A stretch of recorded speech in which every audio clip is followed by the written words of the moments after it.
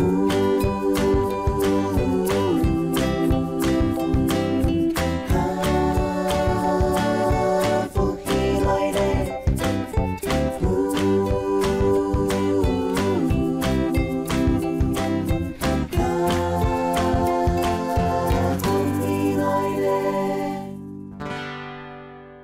位观众朋友，大家好，我是刘浩明阿明姑，欢迎收看《福起来的》。我们从电视上就看到讲，我们嘅北极嘅冰层要融喺一度，無論我哋平常用塑膠袋嘅留喺大海地背，跟大海生物適度一個有事嘅咧。世界各地嘅人慢慢地發現到講，其實我哋人類啊，吼，唔單止把地球嘅資源用喺鐵上當，同時我哋把地球污染嘅天然衝。我哋今日有請到嘅係屏東太原科技大學嘅賴文亮教授，佢本身都係一個環保嘅專家。佢今日我同我哋分享幾多環保嘅問題同佢解決嘅方法。我哋歡迎我哋嘅賴教授。好，主持人好，各位觀眾啊，我來自屏東嘉東嘅賴文亮，係屏東土生土長嘅屏東人大家好。請問一下賴教授吼，你這個本身嘅呢？按到環境、老職業安全衛生呢，一從入邊呢地步係都係搞乜嘅咯？關於嘢咧呢哦，係想全屏東縣屏東全國咯，各社會科系同時具備有兩個專長啊，一個環境保護，另外一個職業安全衛生，也兩項一個共同目標。一個共同地位哦，基本上也是相輔相成的一個科系哦。所以也咧科系哦，喺外國也是在台灣，所以在流行嘅呢哦，係。咁中唔頭都有講到講，也係呢其實佢從來都講，外面咧講工廠外面嘅環境，嚇，而咧講工廠裏面嘅安全同埋衛生咧，嚇，嗰種其實按你談下來，其實都係一個全面嘅一個內數嘅。咁從來特殊嘅學生咧，譬如講，而家我哋見嘅有新嘅學生入來嘅，嚇，唔但我希望講，唔但學生嘅對入邊呢有咩嘅認識？基本上哦，對入呢哦，對入呢種嘅環境同職業安全哦，基本上也有了啲認識咯。那環境呢，基本上是對環境的一個關懷啊。那職業安全是對人的生命的一個關懷啊。所以這兩個東西哦，基本上假設學生哦對整個環境跟在整個人的生命的一個關懷，他有這樣一個認知的話，那其實他是可以參加我們這樣的一個系所。我想在一個這樣的一個專業系所裡面哦，他必須要建構的是基本你對這個範疇領域要有一個興趣哦。那這樣的話，他來念這個系所會比較有很好的未來發展咯。其實頭先人教授講嘅句清楚講，一定係對人，一定係對環境，嚇。因為其實人同環境，人都喺度喺環境地步，其實環境唔好嘅，嚇，人嘛冇辦法生存下去。咁我哋我哋分開嚟講，譬如講對人嘅關注係乜啊？譬如講你講對人的一種關注，我哋會對乜嘅地方來，從我哋嘅聲音嚟講，你怎麼去關注一個人？那基本上在環境的範疇裡面哈，一分水、空氣、土壤哦，然後還有所謂的廢棄物，那個是屬於環境的一個範疇。那在職業安全的話，它主要在安全職業的一個安全，跟它的一個所謂的一個照護，跟所謂職場的一個健康促進哦。那這個大概是這兩個系的一個範疇裡面所涵蓋的一個課程的一個領域哦。所以在整個課程的一個架構，我們大概是分環境跟職業安全哦，大概各一半的這樣的一個專業去學習啊。可是你教嘅面向嘛，真係幾多呢？嗬，但係有啲幾項嘅問題嚟講，從教授唔當初攞上嘅學案嚟內容。也啲讀高中嘅時節嗬，講起哦，當時啲上下嘉東哦，初課查到屏東市哦，讀屏東中學。那要到屏東嘅時節，要經過咧很多萬年臭哦，那個年頭那都萬年臭啦，其實就是所謂的一個現在屏東改造成功最多的最好的一個叫萬年溪哦。那啲東西初查過時。都萬年初時，要批到要出個面試哦，嗰種東西會想，都我們按學到按出哦，那是一個念頭，一個念頭。那那当然，大学联考一考试哦，不小心就是按照分数排序下去哦，就调到那个逢甲大学环境科学系哦。可是很凶，我突然凶，我做穷样的呀。所以有时候不要想太多，一想太多就会刚好中弹了哈。所以当时就没有办法拒绝，就只能去念。那其实隔年我也在重考，那重考其实又一样哦，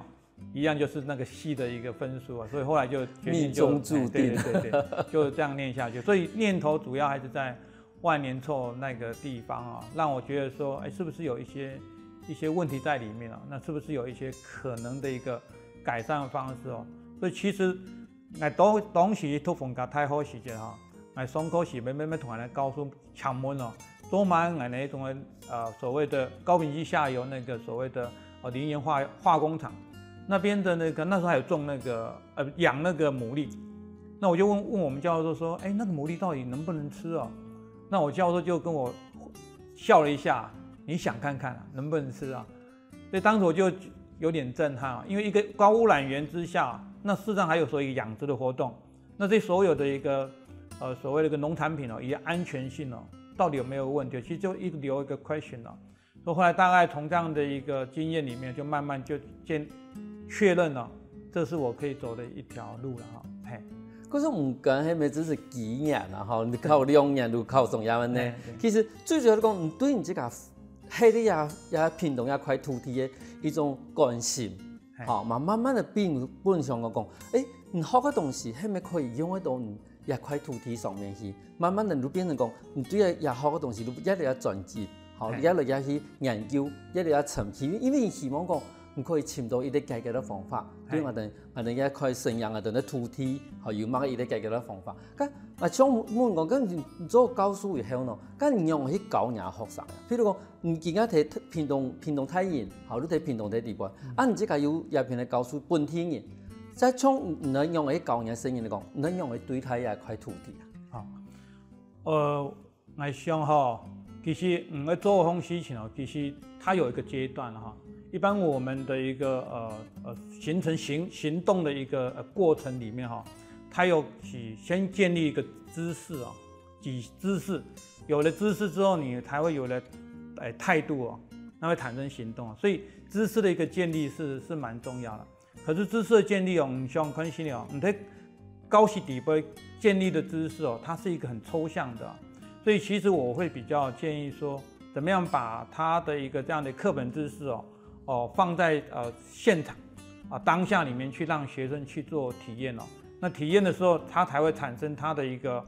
改變的一個信念，那個態度才會出來那才會產生真正行為。所以其實一個知識的一個傳播，不是只有在教室裡面做傳播。所以我會比較傾向說，剛好我們也是科技大學所以我們有很多的一個機會可以帶學生在外面多走動，尤其是在研究所的這些同學他們最喜歡就是我們老師把學生帶出去現場去看比如說看這個叫做萬年溪，感覺有沒有臭，觸感土地的觸感是很重要的，因為如果觸感完之後，你才會有對它的一個認知。就香港的板車板車以前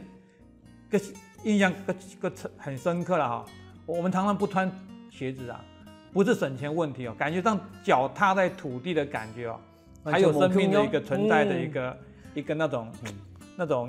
樣貌所以土地呢，透過我的腳去踩踏之後，那會產生一個融合所以我認同這塊土地是因為我的腳曾經接觸在這塊土地所以我想接觸這個部分體感的一個部分是非常重要，尤其對我們環境的一個實踐的部分，它是一個最重要的一個關鍵其實頭先我哋來告訴我哋講嘅最重要的事情嚟講，其實讀書唔可以死讀書，最重要嚟講，唔可以用去運用去接觸，可能你接觸這塊土地以後，你會發現其實一塊土地係那麼的實在。你像頭先來告訴我們講，當我哋的腳踏在那泥濘的地上的時候，可以奶對我哋個指縫間按行出來的時間，然後透過來的時候，其實你地講，其實係奶係有溫度的，唔係奶一天係冷冷的呀。有時我燒時跟奶係蠻燒溫溫的。可是你看的聲音呢，其實你可能完全出來的狀態，冇只是難過一塊土地的時間。像人來告訴你這個錄音嚟講，你會難過一塊土地，嗰時你對一塊土地都真係有感情，因為一塊土地本身都有溫度。你頭先有講你帶聲音嚟去，我哋咧後巴去仔细去接触我嘅伙伴，生意的感觉怎样啊？我顶强呢。关于牙的问题啊，也是蛮有趣的哈，因为刚好过去3年、4年、5年哈，我执行科技部的一个所谓的一个河川水质的一个监控啊，那当然也有机会啊，那也因为执行教育部的一个偏远偏乡地区的饮用水改善计划，所以我们常常很多的一个时间都在山区里面哦，去协助一些国小、国中哦，那它的一个饮用水改善哦。那当然学生跟着老师走有一个好处哦，反正这个是做中学，学中做。那学生看老师怎么做，他们就会学习怎么样去改变他自己未来一个行为啊。那学生也借由这样的一个现地的一个采样，第一高屏溪松油采样一个点采样，从上游一直到下游，你会发现到说整个河川的一个样貌完全不一样。上游就是很干净，到下游你会发现到说什么东西都有，采出来的一个泥巴，采出来一个水就是不一样的颜色，他们就会有这样的一个感受，真的不一样。那不一样在哪？透过它的一个实验室的一个验证，实验室的一个检测它就发现到里面很多的污染物的一个物种的一个差别那真的就不一样。那当然，它对它的一个后面的一个学习怎么样去做改善，怎么样去做改变就会产生一些冲击所以我刚刚一直强调只有带出去让学生去看完之后，实际让他去做采，然后做验证这才会改变他未来的行为嗰时透过去实体看伊学到嘅东西，我比数方教我嗰度。休息一下有关于水嘅问题，等下我哋赖教授为嗰度嗰精彩嘅讲解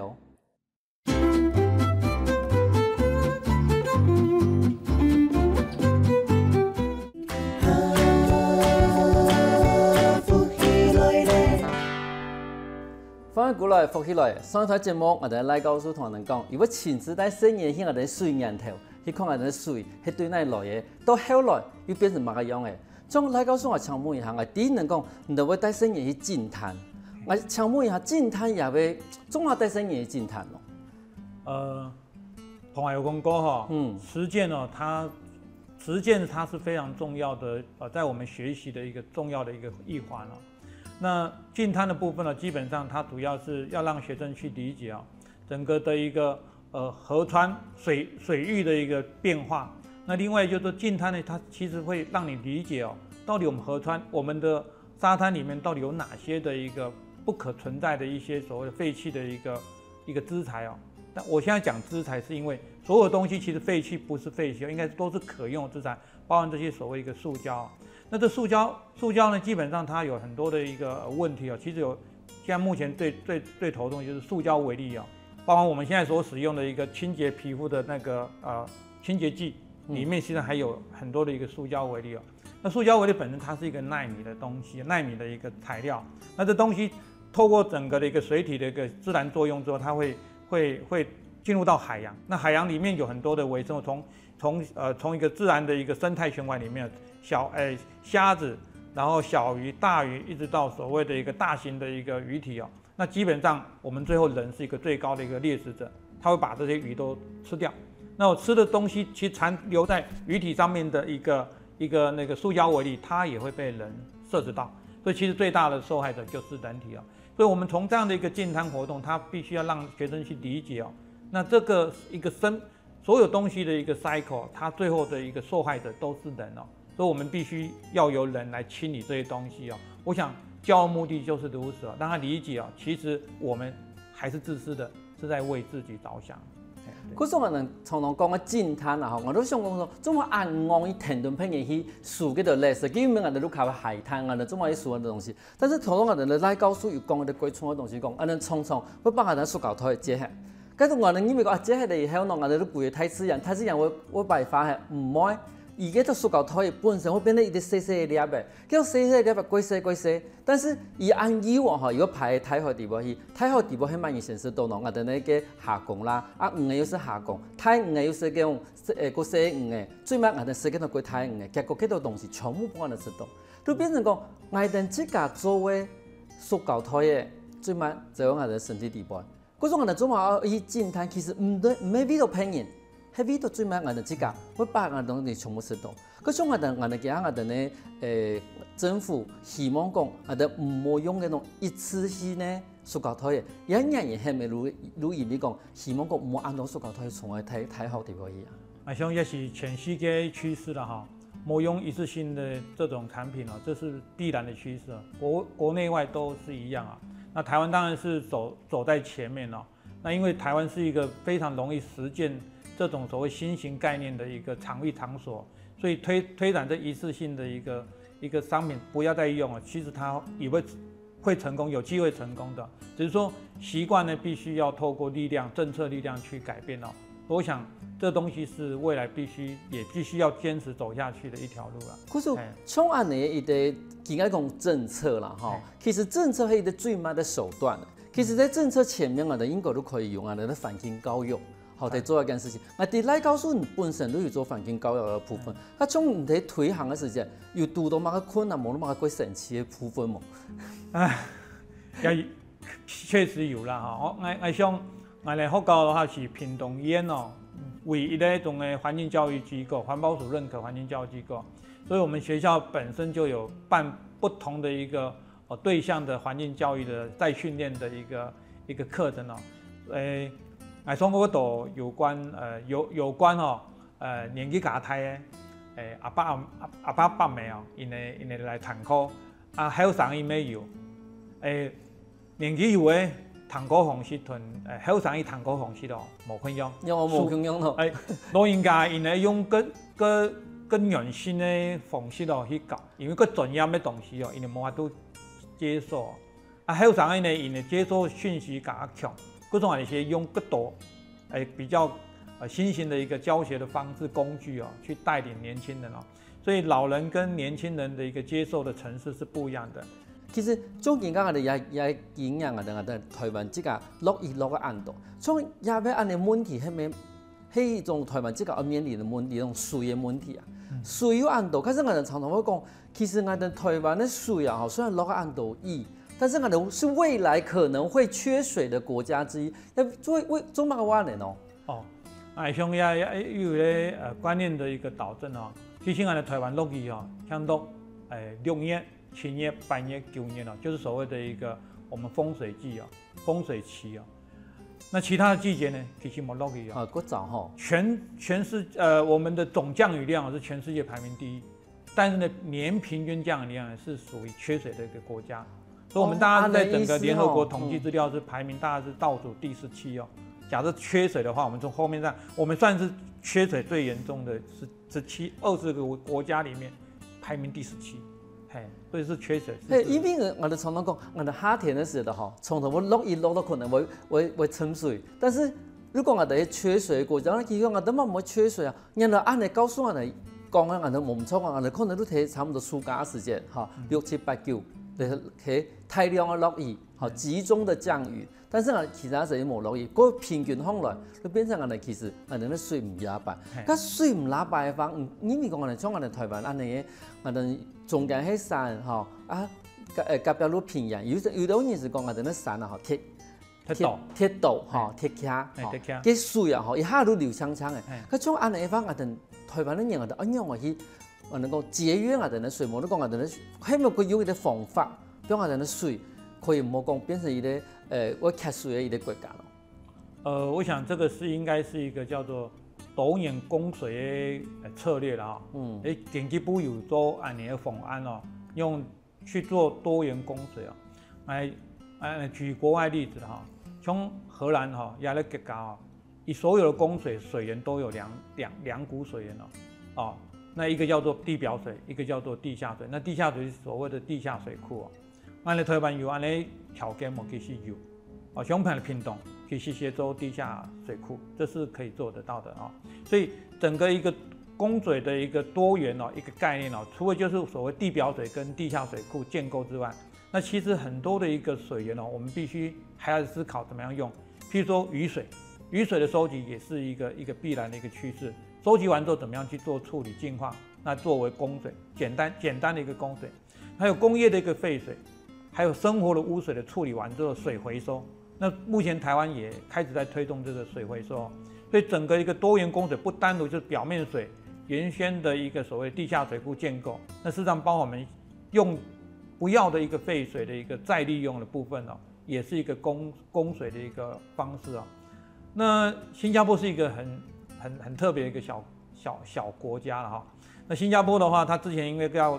跟马来西亚买水，潮湿，对，所以他也怕说未来水全被马来西亚控制之后，那就不利它的经济发展了。所以新加坡就因为这样的概念，它就发展所谓的一个海水淡化这样一个技术哦。那中国大陆目前的话，从北到南哦，就沿海的一个城市里面，从北到南，其实也大量在发展海水淡化。所以以我们的台湾这样的条件，其实做海水淡化也是一个必须要去认真思考的一条路了。嘿，对。可是像我哋头东我哋来告诉有讲到几多嘅专业嘅名词啦，我哋帮我哋咧观众朋友来摸一下地表水係乜嘅呀？地表水睇個字係哪地方？哦，我哋講地表水啊，就指的就是說我哋水庫、河壩的水、圳啦、壩啦，那種就算地表水。睇土地當中嘅水快到粘度快到都地表水啊，那但係粘度快唔到，存喺啲地下、大下那都地下水。咁頭多人有講嘅地下水庫，佢係乜嘅東西？因為我即係講我哋影響嘅水庫嘛，曾文水庫啊，好，都討論過應該係地表水，咁乜嘅地下水庫，沒錄我哋地層下地下水哈，咩樣的意思？就是大概是一個地下水庫，就是地下水的一個概念，只不過說它透過一個人工的一個掩體的一個設計哦，可以把豐水期多了水，然後導到地下，先進行一些簡單的處理。就可以導到地下水做儲水之用。萬一地表水不夠用的時候，就從地下水庫裡面再抽水使用。所以我剛才講，荷蘭它就是一個所謂一個雙供水策略的一個概念哦，去運用調配啊。咁像我哋台灣更加地下水庫的使用咯。目前的話是嚴格講是有一些簡易的，有一些簡單，譬如說像來義的那個什麼二峰圳，對，二峰圳那個也是一個地下水庫的一個概念，所以它是一個標準的，但它是由日本人當時設計的。可是像我哋台灣，譬如講到我哋教育以前講到我哋地表水、水庫水，還有我哋水嘅循環利用，係咪可以最尾可能我能講一下講，一般的人我哋點樣去省水？從來不卡了哈。我想在高雄市住的，一般都有所謂利用那個所謂的超純水設備啊。那超純水設備呢，其實大家有個概念哦，那個水其實有一股是廢水，但那個廢水其實不是很髒，因為你的源頭都用汽水水嘛，去製造你的超純水嘛，那個其實不是真的超純水啊，只是說那叫 RO 出水。那這出水裡面有一股是廢水，那個廢水其實它也不是太髒。所以像我家的話，就利用把那個管子再拉出來，再做收集因為你用1公升就產生3公升的所謂的一個廢水，那這個水呢可以拿來做拖地、洗米、洗衣服洗碗筷，相當好用，因為它偏向有一些的一個水的一個特質可以讓我們方便做清洗的動作。可是變成一個水，換嗰度嘅用法去使用，安尼我哋可能可以去珍惜我哋這個。安難得有多嘅水資源，其實台灣係一個缺水嘅國家，可是我哋平常民眾喺用水嘅時候一定要過小心。休息一下等下我哋埋嗰度嗰精彩嘅東西要同大家講。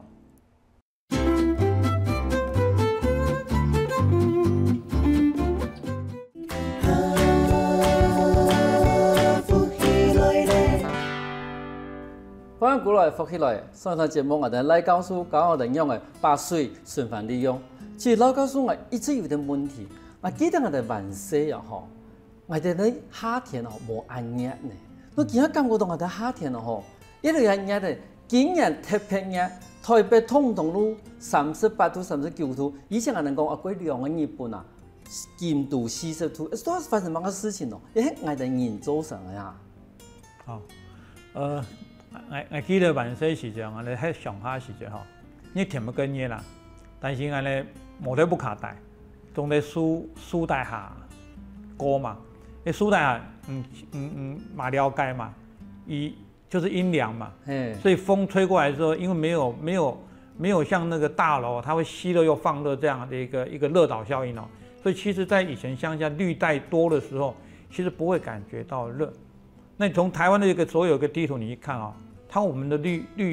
所谓的一个绿树的一个比例哦，绿林的一个比例哦，其实不高，尤其在都市哦。所以热的一个概念哦，在整个都市里面会更明显哦。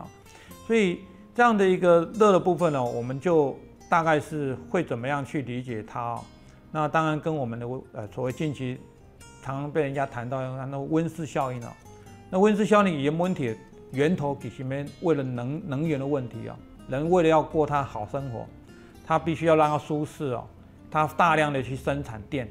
那要电的一个产生呢，就是烧煤。那烧煤就会产生二氧化碳，那二氧化碳就是一个温室效应的一个气体哦。所以人为了生活舒适的生活，然后又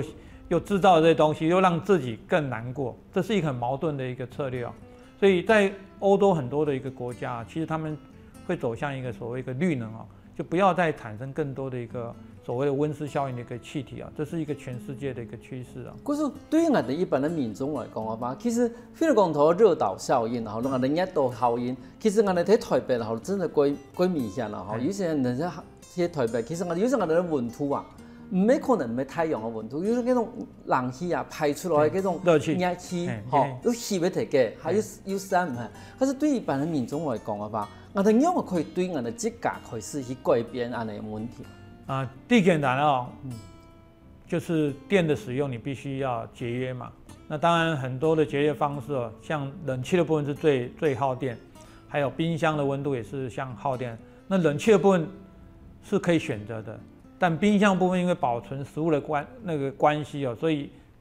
摩推空气可以先咧摩安多啦吼，跟冷气我能用的线哦。所以熊俺不卡了哈，俺不卡都冇调过28度哦。28、20度的话，我们是不开冷气的。即使开冷气，我们要开电风扇，让它做一个室内一个循环的。那在开冷气之前呢，就窗户一定先打开，吹电风扇先让它产生对流，先把让热气先排出一些，然后再真正再开冷气哦。等一下，你的意思讲先开冷气，先要先打开窗户，让它对流啊。那你气没有走出来哈？就是让它对流，让它房间里面的热气先散掉，先把房间里部热的东西吹出去，对，先让它产生一个对流，然后再把窗外关上来，能让开冷气。但是开冷气的时间，叫我开天扇哦。嘿，错，安尼莫能用冷气吹啦哈，其实天扇啊可以过上天。那冷气呢，一般人他们说都2、3点的时间，它的室外温度就又降落来，过时候来定是不是定差不多4点钟？那冲夜晚风在吹哦，暗凉哦，其实也没在吹冷气哦，所以在整个电力的一个节约，这个必须在冷气。一般家里面最简单能做的是在冷气的部分，可以善加利用电风扇跟对流的概念哦，降低我们电的一个使用。像中枢的一件事情哦，有一件事情真的有帮助哦。从那植树节，他看你的中枢的啦，但是中枢后来，感觉个树我们前台俾你倒下来。可像中枢的方面，真是对我哋呢，台湾人冇讲全世界啦，对我哋台湾的温度的讲法真是有天数。我想哈，种树这个概念啊，它是必须哦，就是在整个都市里面啊，它必须要留一个所谓的绿带啊。但是我们台湾的绿带其实是按跟国外来比的话，我们算是少的又少。我们讲隔壁的另外一个中国大陆好了，那中国大陆你看像广州，你像在那个一些深圳、厦门哦，它的绿化真的是做得非常的棒。绿带哦，它是一个绿廊绿带哦，它有不同的一个植物种的一个栽种哦，它的概念也比我们的一个概念也好很多。所以其实整个一个都市的一个绿带的一个营造，它是必须的，不是用几个字红词就可以解决的，它必须考虑整体都市的一个那个规划。那所以在大陆他们推的叫做海绵城市，我们这个海绵跟他们的海绵可能是不太一样的意思啊。我想这个海绵概念就是说，都市的一个对整个环境的一个包容能力哦，要非常强，不管是在空气的一个污染的一个部分，不管在水的一个那个处理的一个部分哦，各面向在整个环境对都市一个冲击里面，它必须要具备有一个像海绵伸缩的一个概念哦。咁种人平常面对安多问题吼，我相信人位学生嘅出去嘛，一定会遇到安嘅问题。咁能用一般人嘅环保嘅嗰种概念，无论一种施行的方法去教人生意的，然后无论讲去同下的那民众去推广啊那些东西。其实这是一份工作了哈。除了一份工作之外，它也有一个责任啊。因为工作你是可以养活你自己啊，可是我们面对的是可能会民众的不了解，然后误用的一些资源啊，那我们也有责任去教导所谓的一般民众啊。所以以我的话，我想参加社会的所谓的一个社会活动啊，去宣导一些理念啊，它是必要的。我想只有透过实践啊，你才会知道问题在哪里。那透过实践的时候产生的问题啊，再带回到课堂里面跟同学去做分享啊。我想这是一个教学相长最有效的一个场域啊，就是参加社会活动啊。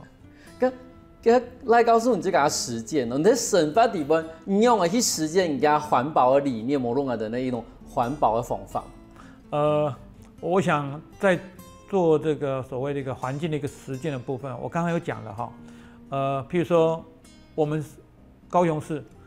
的话，我们最头痛的大概就是空气的一个品质可能并不是那么理想。那其实有很多的一个社会的一个声音哦，也必须说要改善这样的一个环境啊。那当然有很多的社会的一个实践的一个活动啊，都在社会在做推动啊。那我们就加入这样的一个团体啊。那从这个团体里面，你可以学习到非常多的一个社会的一个新的一个教育的一个力量啊，然后去改变我们的一个未来的可能性啊。所以我想主要还是在做社会的一个运动里面啊，会得到。当然我讲的这社会运动不是说要抗议，不是说一定要抗议啊，就是说从这社会活动里面，你去观察，你去参与哦，那你可以得到新的一个概念啊，而且跟一些更多相同理念的人去推动对整个社会的一个改善啊，我想这是最好的一个实践方式啊。这种种社会运动其实是可以改变真层面的一个方法啦哈。那对于我哋呢，平常的人，我哋用的方法可以去推动我哋呢环保呀潮流嘛。譬如讲，人家一时间好，他因为塑胶袋的政府希望讲唔好加禁用啊。可是我哋都开始有嗰度沿用布的啦，吼，一查嗰种细细的纸袋的吼，你不然我哋买袋的买嘅饮料时间吼，你可以用。所以一般的人讲，像告诉我们，唔希望讲，真正我哋用冇用免洗筷，这个袋筷出去，係咪一個好方法嘛？像我哋福建人本业新生哈，入学期这样，我们就给他一些所谓的一个所谓的我们的筷子啊，那个是tennis 就是所谓不锈钢的那种一系列的一套的那种餐具哦，让他们去习惯去使用这东西哦。然后呢，饮料呢，我们不鼓励学生去拿饮料买饮料的时候拿那个用商家提供的那个比例哦，来用就给他们一个就是不锈钢的一个杯子哦，然后也跟厂商去合作，希望说我们拿杯子，然后想要拿比一些饮料，看起的别人给它小1人元、2人元哦，这个都是可以运作的。那以我自己的话，我想最基本的，我们在喝茶，我是最喜欢喝茶，我不鼓励再买饮料，因为其实那个饮料对我们身体也不是那么的友善了，所以白开水是最好的。当你开始可以把所有事情回归到基本的生命的一个需求之后，那其实很多都是就抖位啦，一抖期间，那很多东西就会变得不需要，那不需要之后，那对整个环境的一个冲击就变少。所以主要的一个观念呢，还是在要回复到让大家认知哦，回复到我们生命的最基本的需求之后，当你的欲望减少之后，那整个社会的整个我们的一个环境的一个变化就会产生最大化，那对大家都是好的。可是我哋以前的消费其实讲，我哋崇洋消费是讲用消费好刺激成长，你希望讲你希望买东西哦，吼，去消费过多东西，但是其实我哋的污染贴重诶，但是这东西其实你我哋有的会讲我哋冇必要的消费，好去造成的。可是像同同人老个说，人家有讲了讲，种人的生意呢一学唔到比的不锈钢的餐具啦，哈，买个不锈钢的吸管啦，无论我哋的变成养成的习惯，伊的习惯，对学生的时候都习惯，因为唔爱这个做得多，唔当随意当听讲。像我去泰州教书的时阵啊，要上去泰州上课啦吼。啊，上课时阵，泰州现人看到来用那种这个所谓的不锈钢的那个什么餐具哦，他会觉得很好奇哦，你们干嘛用这个东西啊？其实你在跟他教育的时候，他们这个是对的，他们也会修正哦。所以在近这1-2年，我在去大陆在上课的时候，就发现到对岸的很多老师也开始会用这样的一个餐具哦，去当做他的一个最基本的一个工具哦。我们出国也是带自己的餐具哦，所以我觉得还好啦，就习惯之后你会觉得那个东西不是一个负担哦。对，其实习惯了如何，慢慢的愈提供，其实我哋以前用的东西可能贴相当的。跟拢系啦，跟拢系。其实我哋那一个踢球，我哋唔会讲我哋把个踢球用坏，我哋话有啲新呢。其實我哋讀下人，其實如果一想我哋要下一代，但是我哋從頭記唔得，我哋下一代可能共用生活在踢球上面。可是要把踢球，咁不管係從快嘅，從歐洲嘅，我哋下一代一天冇辦法生存。今日佢感謝我哋來告訴我哋，我哋現場同人講安創業嘅資訊。多謝主持人，多謝觀眾啊。休息一下哦，等下我哋跳下來運動哦。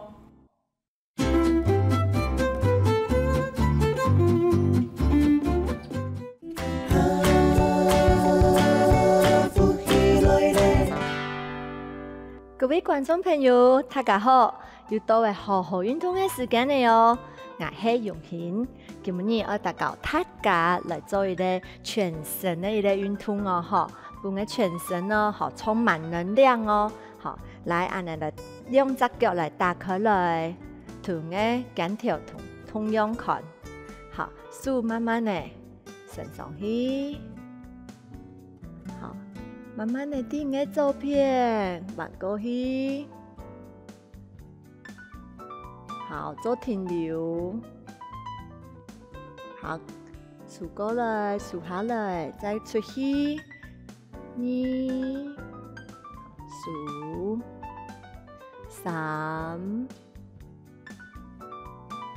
7、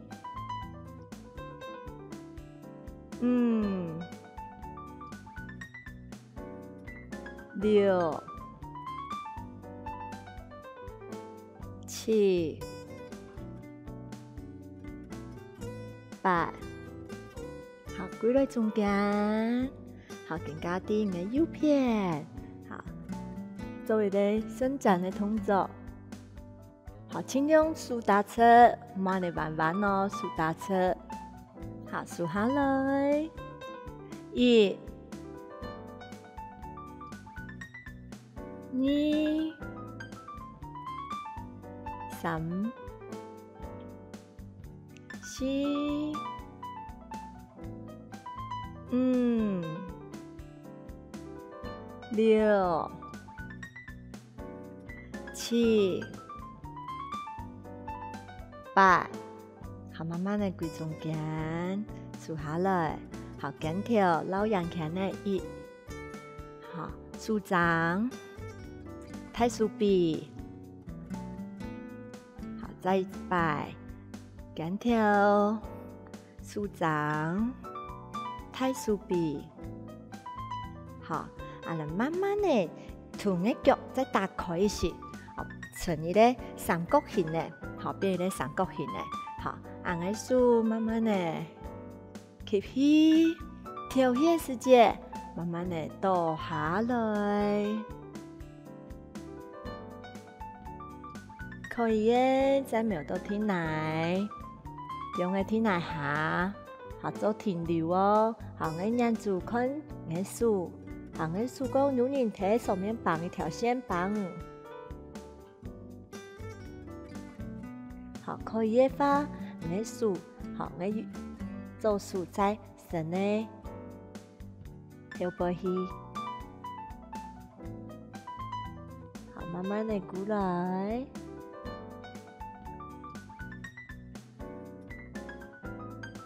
歸喺中間，好，更加往右邊嚟哦，好，慢慢地下去，好，瞄到天來，好，靠你的上面，靠你的手。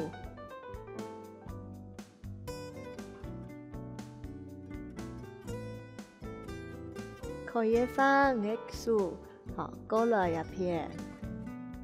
用你的脚。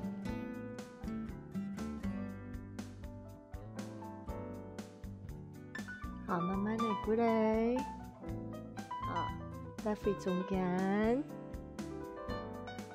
好，用下来。啊，做唔到嘅人吼，像有嘅人冇辦法，變咧可以瞄一天嚟下，唔怕有啲方式咯。好，嚟像嘅手呢，瞄嘅腳趾條好，好多一片就好誒，慢慢的玩，多一片。係安尼先從簡單的開始，哈。可以放，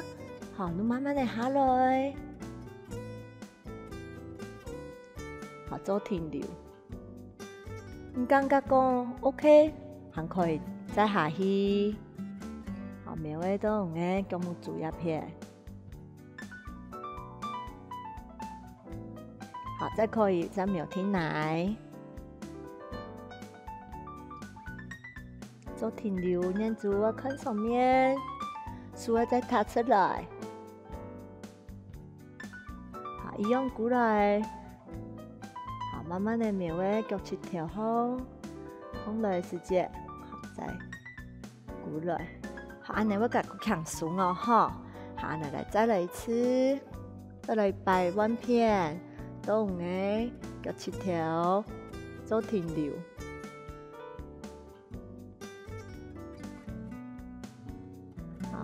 慢慢的下去，唔做會多嘅花，冇辦法人都攰多一片，好可以嘅呢，好嚟加強嘅柔軟度。一樣哦，人做喺上面哦，好，嚟慢慢的瞄天海，可以嘅花。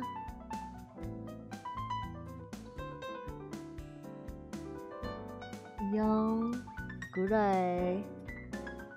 到腳趾條，再攰張張，好，更加開始流汗呢吼。好，來，吸氣，調氣，好，吸氣嘅時間，解咧骨，吸氣，好，調氣，吸氣，骨下來，啲人嘅胸口。做一個深呼吸，吼，調氣，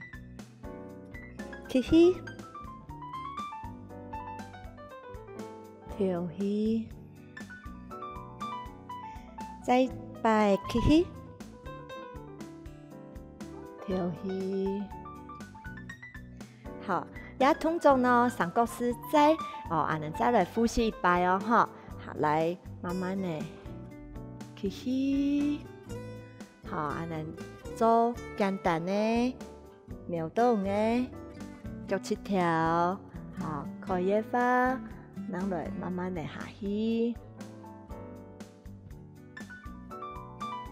剛剛的柔軟度還沒làm，好，再下去一些。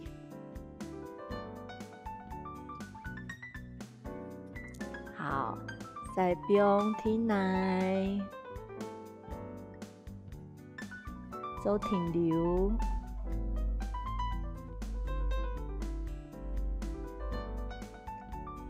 慢慢的扭動嘅腳趾條，好，再過來，好，可以哈，再慢慢的彎片，慢慢的下去。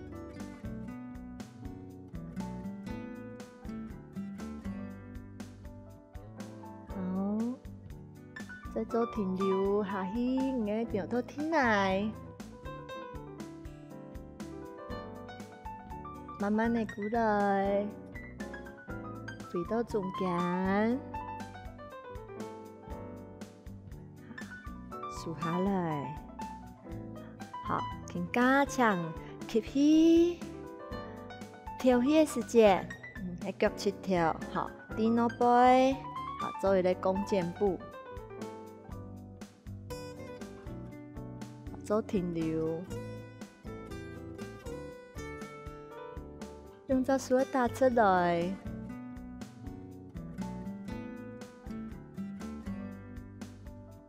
好，再过来中间。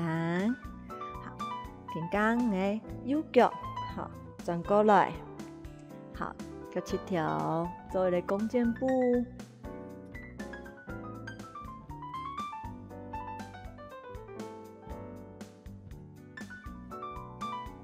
慢慢的再过来，飞在中间，好，再一摆哦，好，脚7条转过去，好，弓箭步，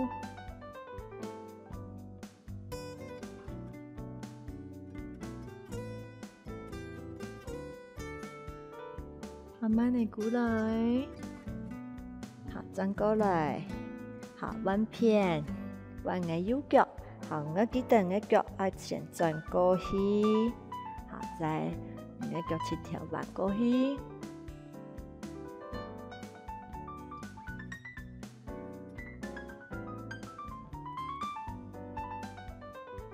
好，慢慢的过来，中间，好，更加将两只手吸气，好，调气的时间，慢慢的在上面。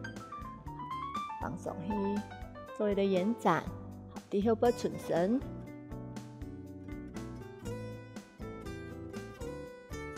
慢慢的过来，好，倒下来哟，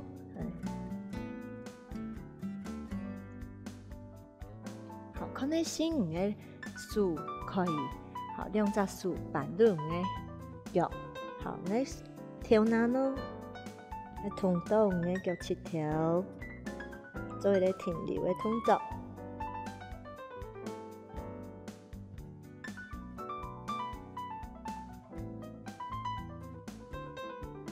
慢慢的飞中间，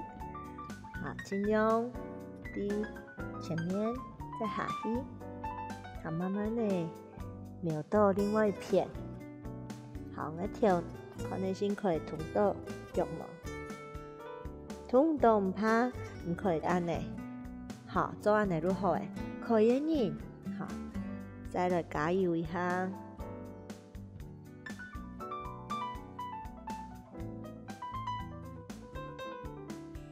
好，慢慢的过来，仰背，慢慢的放起来。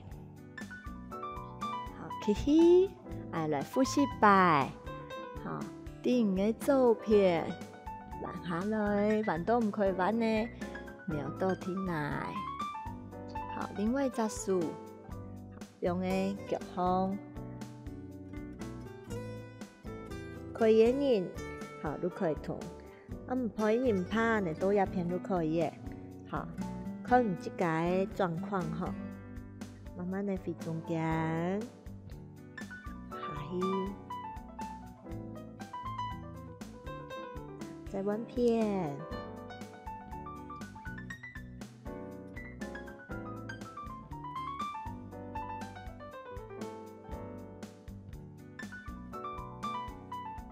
慢慢的飞中间，